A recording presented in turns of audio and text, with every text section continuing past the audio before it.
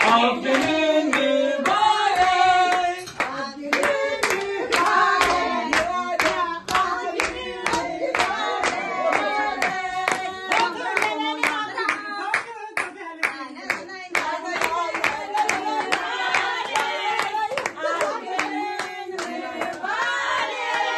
Ad günün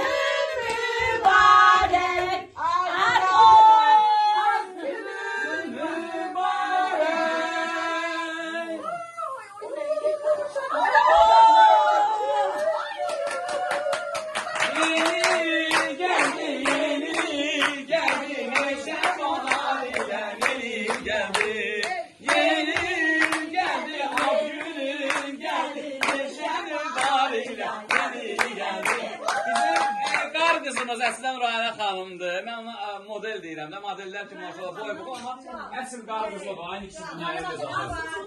Təbrik ederim. Arzu tuturam, arzu. Arzular tuttum. Tuttum, arzu tuttum. Arzu tuttum. Ya Allah!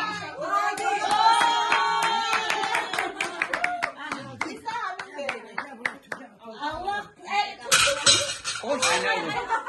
Bunun tapışlarına bak.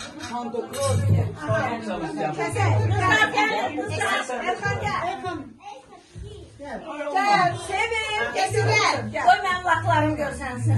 Ya, sizin kız adına. Sizin.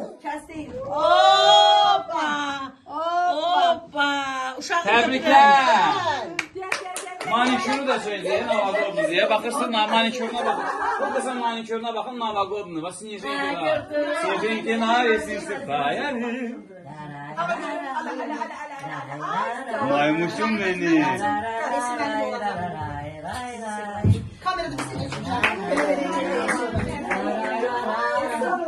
Necə düşünürsən?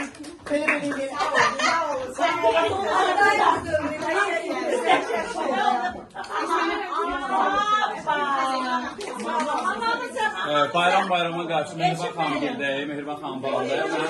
Əzbaşı Nurana xanımın doğum gününü də qeyd edirik, yeni il də qeyd edirik. Bir neçə qrup üzvü ilə bərabər. 2026 yıl uğurlu olsun. Amin. Bütün çıkış yolu ailesine. 18 yaşın mübarək olsun.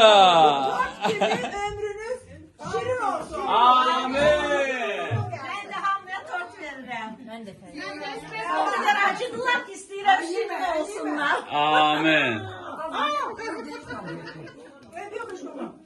Mahirə xanım, nə arzuyorsun Nurana xanıma? Ben ürəyimsən.